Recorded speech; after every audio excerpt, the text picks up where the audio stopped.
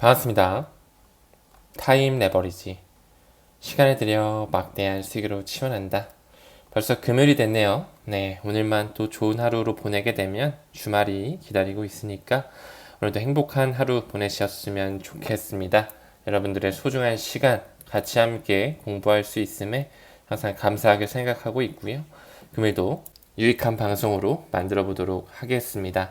어제 새벽이었죠? FOMC 회의가 열렸고 미국 5월 물가에 대한 CPI 지수도 나오면서 어느 정도 만족하고 있다라는 연준이라고 하면서 금리 인하가 파란색 불을 켜고 있다. 즉 다시 말해 기대보다 인플레이션이 좀 둔화가 되면 대응할 준비가 되어 있다. 금리를 인하할 수 있다라는 스탠스를 어느 정도 보여준 것이었죠. 그러면서 역시나 시장은 안도하는 듯한 스탠스를 취하면서 연준이 금리를 1회 정도만 인하할 수 있음에도 불구하고 S&P 지수라든지 나스닥이 역시나 한 번 더 최고가를 찍었다라는 것. 스탠다드 앤 푸어스 지수죠. S&P 500 지수 같은 경우는 사상 첫 5,400을 돌파했던 이력 또한 보여줬다. 나스닥도 최고치를 기록했죠. 이제 슬슬 미국 증시가 달렸으니 암호화폐 시장도 커플링으로 아직까지는 가고 있다고 말씀을 드렸습니다. 이제 코인 시장도 점점 불마켓을 준비하고 있는 물밑 작업이 마무리돼가고 있다라는 거. 그 부분의 일환으로 비트코인의 고래 매집 현황을 보더라도 2020년 불장 이전 수준에 도달했다라는 것. 이제 2020년, 21년도에 있었던 불장이 다시 한번 2024년, 2025년으로 돌아온다라는 그 사이클을 우리는 지금 현재 준비하고 고대하고 있죠. 다음 기사 봤을 때 이제 바이든도 선거 기부금을 트럼프 따라가네요. 암호화폐로 받는다라고 하면서 실질적으로 실무 검토 중에 있습니다. 이제 트럼프뿐만 아니라 바이든도 암호화폐를 완전히 받아들이는 스탠스, 그 태세 전환이 이뤄지면서 미국 증시가 달려줬으니 이제 코인 시장도 거의 다 달릴 준비가 마무리되고 있다라는 것. 우리는 이제 슬슬 그들이 기관의 자금으로 끌어올리는 시기를 마주할 때가 됐습니다. 그 크립토 프레지던트, 암호화폐 대통령이라고 자칭하고 있는 트럼프가 비트코인 채굴 시장 모두 미국에서 채굴돼야 된다라는 이런 탐욕 스탠스를 취하고 있네요. 우리가 이 부분에 있어서 한번 짚고 넘어갈 필요가 있을 것 같아요. 지금 현재 비트코인 채굴 산업의 국가별 점유율을 좀 봤을 때 역시나 약 40% 조금은 깔아앉아서 지금 현재는 35% 정도를 보이고 있죠. 미국이 1등 주자로 있다라는 거. 여기서 마라톤 디지털 홀딩스, 코어 사이언티픽, 그리고 라이엇 블록체인 3개의 대표 주자들이 미국의 3대 암호화폐 비트코인 채굴 기업이라고 말씀을 드렸죠. 하지만 이 회사 모두 그 기득권들이 모두 점령을 끝냈다. 빅4의 자산 운용사들이 다 자금이 들어가 있다라고 말씀을 드렸습니다. 2위를 봤을 때 카자흐스탄이 나오고 있지만 이 역시 중국의 자본이라고 말씀을 드릴 수 있습니다. 왜 그랬죠? 과거에 중국에서 채굴 금지 조치 이후에 수많은 비트코인 채굴자들이 이 카자흐스탄 쪽으로 이동해서 사업장을 이전하면서 채굴 산업을 계속적으로 영위하고 있다는 것을 알게 된다면 미국과 중국을 필두로 해서 그 기득권 국가들이 비트코인을 굉장히 직접적으로 채굴하고 있다는 것. 그 밑단에는 러시아, 캐나다가 나오고 있죠. 브릭스의 대표 주자인 러시아와 전통 선진국이라 불리는 캐나다가 그 뒷단에 오르면서 암호화폐의 그 채굴 점유율 또한 깊게 가져가고 있는 모습이 보여지고 있습니다. 한 번 더 말씀을 드리지만 그 디지털 커런시 그룹의 산하에 있는 그레이스케일, 그 암호화폐 신탁 산업 역시 그들이 이미 점령을 완료했죠. 그리고 스테이블 코인의 발행사 USDC와 USDT, 미국과 중국을 필두로 한 자금, 하지만 그 뿌리는 연결되어 있다고 말씀을 드렸고요. 디지털 커런시 그룹 역시 나스닥과 마스터카드가 지분을 크게 보유하면서 이제 전통 금융에서 새로운 디지털 금융으로 들어갈 준비를 완료했다고 말씀을 드렸죠. 비트코인의 기업 보유량만 보더라도 미국 기업이 굉장히 상단에 많이 위치하고 있다고 말씀을 드렸습니다. 그뿐만 아니라 거래소, 바이낸스라든지 코인베이스, 일본의 해킹 사태가 있었던 마운트곡스라든지 홍콩을 기반으로 한 비트파이넥스라든지 미국의 로빈후드와 같은 이런 거래소 모두 그 기득권 세력들이 대주주로 들어가 있다는 것. 이 리플 XRP에 대한 국가별 보유량을 보더라도 미국과 일본이 굉장히 공격적으로 매집을 해놨다고 말씀을 드렸습니다. 지난 역사를 휘어잡았던 달러, 위안, 엔, 유로, 파운드 이 5대 기축통화가 이제 슬슬 암호화폐 쪽으로 에너지를 전이시키고 있다는 것, 이 점유율만 보더라도 그 기득권이 모두 자리 선점을 끝냈다라는 것, 큰 판을 읽자라고 말씀을 드렸었죠. 그 부분에 있어서 이제 리플에서 실질적으로 이 미국의 달러와 1대1로 패깅된 스테이블 코인이 준비되고 있다라는 거. 그들은 투명성을 제공하고요. 스테이블리티, 안정성을 제공합니다. 어떤 생태계에서 옮겨지게 될까요? 바로 XRP 레저의 생태계와 이더리움의 메인넷에서 그 스테이블 코인이 왔다 갔다 할 수밖에 없는 디지털 생태계가 구현된다라는 거. 이제 올해 4분기를 분기점으로 해서 리플에서 찍어내는 그 RLUSD라고 말씀을 드렸죠. 리플의 USD 스테이블 코인이 나온다라는 것. 굉장히 의미심장하게 볼 필요가 있다라고 말씀을 드렸습니다. 시간이 지나면 지날수록 전통금융은 점점 쇠퇴해지고 있고요. 미국이 가지고 있던 기축통화 달러, 점점 이 달러의 해체, 탈달러화가 가속화되는 부분에 왜 미국은 규제에 맞게 리플과 함께 스테이블 코인을 장려하고 있는지 이제 슬슬 미국의 달러를 디지털화 시키면서 그들은 또 한 번의 기득권 세력을 가져가려고 노력을 하겠죠. 그렇기 때문에 달러의 역사가 마무리되는 시점에 새로운 제2의 기축통화, 모든 국경 간 결제에 있어서 디지털 브릿지 커런시가 어떤 친구가 될지는 이 그림 한 장으로도 그리고 그들의 움직임으로도 이제 볼 수가 있을 것 같아요. 스테이블코인의 티커가 공개가 됐고 지금 현재 네덜란드의 암스테르담에서 리플 레저의 에이펙이 진행되고 있죠. 앞으로 많은 개발과 업그레이드를 통해서 미래 디지털 생태계와 맞물릴 수밖에 없는 움직임을 앞으로 우리에게 더욱더 강력하게 보여줄 것입니다. 그 부분 일환으로 이 XRP 레저의 이더리움 버추얼 머신, 지금 현재는 사이드 체인만 구축이 되어 있지만 점점 메인넷 생태계로 들어올 수 있다. 상호 운용성, 연결성을 가져갈 수 있다라고 말씀을 드렸죠. 공식 홈페이지에서 잠깐 읽고 가더라도 최근에 나온 하나의 인사이트 자료입니다. 이 XRP 레저의 이더리움을 구현하고 있는 스마트 컨트랙, 이 사이드 체인이 이 엑셀라 브릿지와의 상호 운용성을 향상하면서 점점 더 RWA의 시장, 디파이 생태계와 연결될 수밖에 없는 미래지향성을 구축하고 있구나 말씀을 드릴 수 있습니다. 여기 보이실까요? 이 사이드 체인은요, 분산 금융이라고 하는 Decentralized Financial, 즉 디파이와 실제 자산 토크나 Real World Asset이죠. 이 분야에서 이 XRP 레저의 개발자에게 새로운 기회를 열어 혁신을 주도하고 이 네트워크의 유용성과 범위를 확장하면서 점점 디지털 경제의 하나의 큰 생태계로 자리매김이 되는 모습을 여러분들은 보실 수밖에 없을 것입니다. 그 부분 일환으로 이 XLS38D라고 제가 말씀을 드렸죠. 사이드 체인에서 점점 메인넷까지 탑재가 되면서 앞으로 계속적인 업데이트를 통해 XRP 레저에서 스마트 컨트랙을 실질적으로 활용할 수 있는 시기가 올 것이다.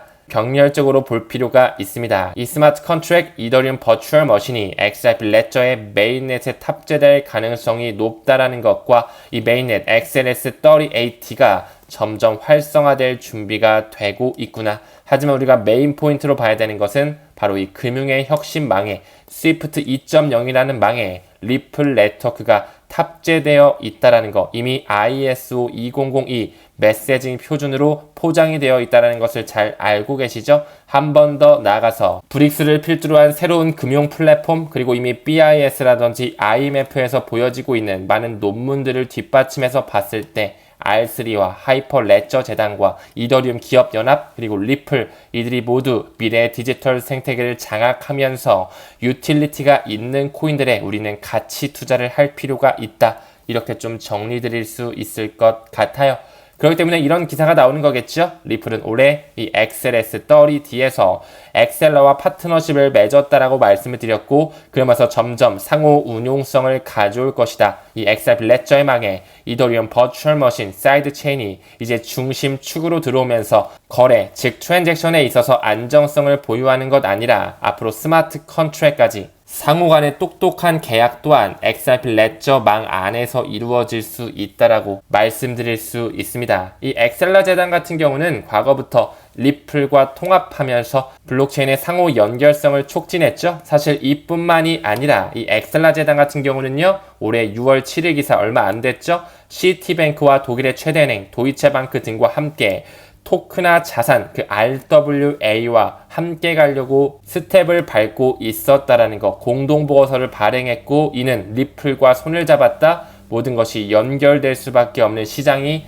구축이 될 것입니다. 그뿐만 아니라 이 엑셀라 재단은 인터체인 솔루션 또한 개발하면서 지금 현재 인터체인 프로토콜의 대장격인 체인링크와 폴카닷 역시 그 대장 섹터로서 확실한 유틸리티를 가져갈 수밖에 없겠죠. 리플과 손잡은 엑셀라 재단 또한 인터체인 솔루션을 개발하면서 약 64개의 블록체인 간 자산 이동이 가능하다. 즉 다시 말해 XRP 레저 안에서 코인 간의 이동이 가능한 디파이 생태계 유동성 부분에 점점 탄탄해지는 그런 파트너십이 구축되고 많은 솔루션들이 개발되고 있구나라는 것을 조금 포괄적으로 보셨으면 좋겠습니다. 아직까지는 과도기 시점에 있겠지만 모든 것은 이더리움 망과 XRP 레저의 망으로 들어오게끔 점점 그들이 설계를 해놓은 것이 구현되는 날이 우리에게 다가올 것입니다. 그 부분의 일환으로 어제 언급드렸던 이 잭 맥도날드라는 사람 이미 폴리사인의 임원급으로 들어가 있었고 UBS에서 고위급 자문으로 있었던 인물이라고 말씀을 드렸죠. 리플은 스탠다드 커스터디를 인수하면서 규제 대상 디지털 자산 보관 기능을 강화했다. 여기서 중요한 단어는 규제라고 좀 생각을 합니다. 이제 슬슬 미국을 필두로 한 스탠다드 커스터디와 함께 손을 잡고 간다라는 것, 그리고 스테이블 코인 또한 발행을 준비하고 있다라는 것은 이제 미국이라는 국가가 암호화폐를 받아들이면서 리플과 함께 그 기득권의 영향력을 계속적으로 가져가려고 하는구나라는 것을 강력하게 느끼실 수 있지 않을까 생각이 좀 들고요. 이 잭 맥도날드 같은 경우 광범위한 경험을 활용해서 이 스테이블 코인의 수석 부사장으로 임명이 됐고요. 리플은 달러 지원 스테이블 코인을 출시하면서 앞으로 블록체인 금융 솔루션을 확장할 계획이라는 거. 미래의 새로운 금융 생태계, 이제 앞으로 화폐의 분권화가 오는 시대에 리플이라는 회사 그리고 XRP라는 토큰 가장 큰 영향력과 가장 큰 활용성 유틸리티를 가져가는 친구가 될 것이라고 좀 보여지네요. 다음 기사 봤을 때 비트코인의 마크가 좀 보여지고 있고요. ICBC라고 하는 중국의 최대 은행이라고 꼽히우는 중국의 공상은행이 좀 나오고 있네요. 중국에는 4대, 5대 은행으로 꼽히는 국영 산업은행들이 있거든요. 중국의 건설은행, 중국의 중앙은행, 그리고 중국의 농협은행, 그리고 중국의 공상은행까지 그들의 자본금은 막강합니다. 미국의 JP모건을 뛰어넘을 정도로 굉장히 큰 자금을 돌리고 있다는 거. 중국 또한 우리가 무시할 수 없는 시장. 중국이라는 나라는 국가 단위로 암호화폐 투자와 채굴을 금지시켜 놨지만 그 기득권 세력들 있는 자들은 모두 다 우회를 통해서 VPN을 통해서 홍콩 시장을 통해 암호화폐 직간접적으로 투자하고 있다는 사실을 전혀 배제하시면 안 됩니다. 그러한 전통금융의 강자, 이 ICBC라고 불리는 중국의 공상은행이 이제 슬슬 비트코인에 대한 받아들이는 준비를 취하고 있다. 금의 분할성 문제와 휴대의 불편함을 비트코인이 해결하고 있다는 것을 대외적으로 우리에게 공표해 준다는 것은 이제 슬슬 금융 생태계의 블록체인 기술이 interoperability, 상호 운용을 가져가는 그런 일들이 이제 정말로 일어난다는 것을 알려주는 척도로도 보이네요. 다음 그림을 봤을 때 나스닥 건물에 코인베이스가 보이고 있네요. 나스닥과 코인베이스의 뿌리는 연결되어 있다고 말씀을 드렸고 그것은 하나의 그룹으로 연결된다. 디지털 커런시 그룹이라고 말씀을 드렸죠. 이 코인베이스 CEO는 DC의 상원 의원들과 만나 암호화폐 산업을 위한 명확한 규칙을 만드는 것에 논의하고 있다. 미국의 최대 거래소이자 미국의 대표 증권거래소인 이 나스닥과 함께 가고 있다는 것, 시간이 지나면 나스닥에 올라와 있는 모든 증시들, 모든 그 증권들, 주식들을 코인으로 살 수 있는 시대가 올 수밖에 없다라는 거. 그리고 과거에 이 똑같은 나스닥 건물에 리플이 메타코를 인수했던 것을 축하해줬던 5개 광고가 걸려 있었죠. 리플과 코인베이스와 나스닥 모두 하나로 연결되는 디지털 커런시 그룹으로 에너지가 응축되어 있다라고 말씀을 드렸습니다. 왜 그 디지털 커런시 그룹에서 2013년, 2014년부터 리플의 지분을 가지고 있으며 사업을 함께 영위하고 있는지 우리는 확신을 가질 필요가 있습니다. 다음 기사 봤을 때 시바이누가 나오고 있네요. 매도가 증가하고 있대요. 그러면서 폭락을 우려하고 있다. 이런 기사가 나오는데 과연 우리는 이 시바이누라는 코인을 던져야 될까요? 그냥 무시해야 될까요? 절대 아니라고 말씀을 드렸죠. 도지와 시바는 그냥 단순한 밈 코인이 아니라고 제가 말씀을 드렸고요.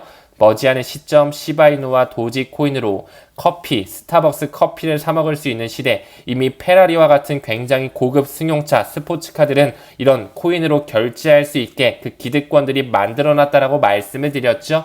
그들의 움직임에 주목할 필요가 있습니다. 시바이누 역시 펀더멘탈적으로 조금 분석을 해본 결과 소각률이 계속적으로 올라가고 있다. 즉 올해 연말에 있을 수밖에 없는 불장 시그널, 비트코인의 네 번째 슈퍼사이클에 랠리가 있을 수밖에 없는 코인 시바이누가 또 얼마나 달리려고 이런 초석을 다지고 있는지, 시바이누 역시 이번 랠리에서 엄청난 급등이 나올 수밖에 없는 기관이 채택한 굉장히 중요한 코인이라고 말씀을 좀 드리고 싶습니다. 그렇기에 리플을 투자하는 부분에 도지 코인과 시바이누 참고적으로 병렬적으로 포트폴리오 분산하시면서 멘탈 관리 잘 이어가셨으면 좋겠습니다.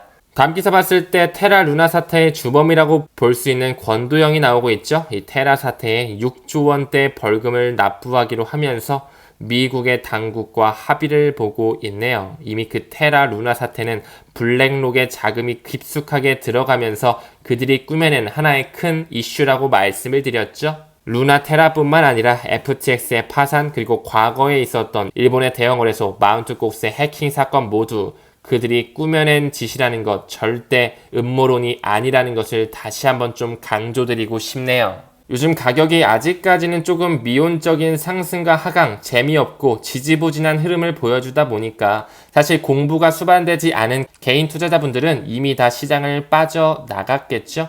하지만 우리는 계속적으로 지속적으로 공부를 하면서 언제 한 번에 그들의 태세 전환, 분위기가 180도 바뀌는 시기가 점점 다가오고 있음이 느껴지고 있습니다. 이제 바이든도 암호화폐로 선거 자금을 조달한다라는 것, 이제 SEC 또한 리플과의 법적 소송의 마무리가 올해 안쪽으로는 좀 나올 수밖에 없지 않을까, 그래야지 좀 퍼즐이 맞춰지지 않을까라는 생각이 드는 것 같습니다. 금일 방송은 여기서 마무리하고요. 이번 주 잘 마무리하시길 바라겠습니다. 우리는 모든 면에서 점점 더 좋아지고 있습니다. 감사합니다. 성투합시다.